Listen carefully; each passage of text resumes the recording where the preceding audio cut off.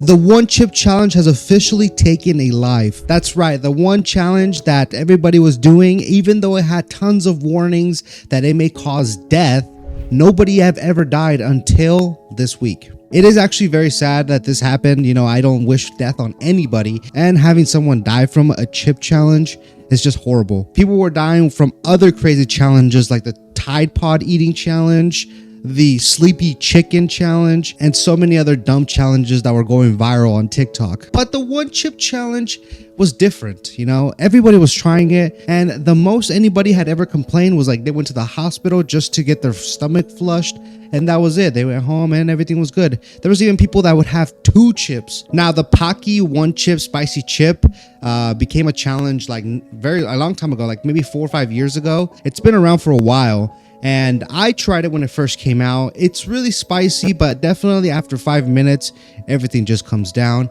I also tried it recently in 2023, and every year they come out with different variations of the chip, like the Carolina Reaper, Reaper X, the Naga Viper peppers, you know, just continuously adding on this to the spiciness of the chip. And like I said, there are tons of warnings on the box itself. There's like, you know, can cause nausea, death, vomiting, all of this. And still people continued eating the chip and doing the challenge, posting it on social media. And every time a new chip came out, the challenge skyrocketed again. And on Wednesday, a 14-year-old Massachusetts teen sadly lost his life to this challenge. His name is Harris Wallaba. I guess he was partaking into the challenge with one of his friends. Somebody dared him or challenged him to eat the chip, and he ate the chip, and then he started feeling nauseous afterwards, even passing out at one point. He then went to the nurse because obviously he just passed out. They called his mom.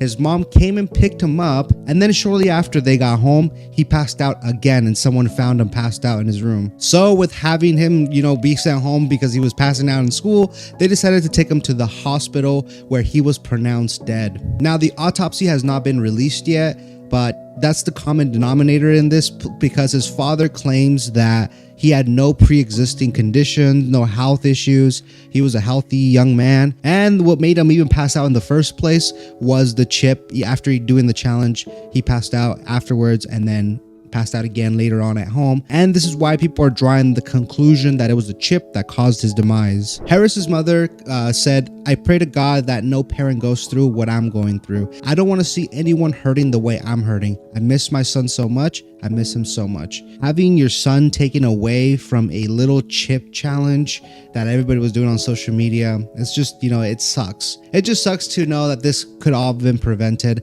had he not eaten the chip. Maybe he was dared to eat the chip. No statements have came out from the friends and people that were around him when he ate the chip.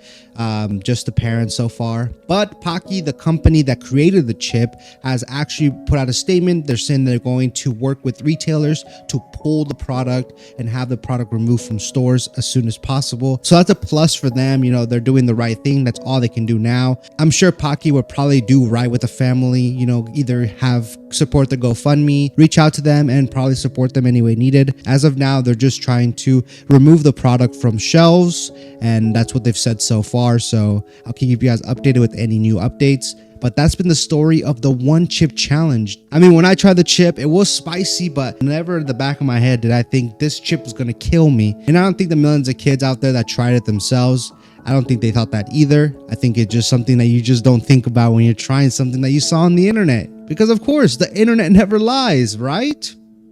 But Pocky does say that too many minors have been participating in this challenge, and they are not liking that. This challenge is actually meant for adults, not children or kids. So that's probably why they're trying to take it off shelves as soon as possible, so this doesn't happen again. Rest in peace to Harris Wallaba, and my condolences go out to his family. I hope the next challenge isn't who can drink the most bleach in one sitting. But anyways, don't forget to leave a like, subscribe. I'll keep you guys updated with any new updates, if there's any, of the story of Harris Wallaba and how he was the first victim taken by the one chip challenge. Very sad story. Anyways, don't forget to leave a like, subscribe. I'll see you all in the next delicious brand new video.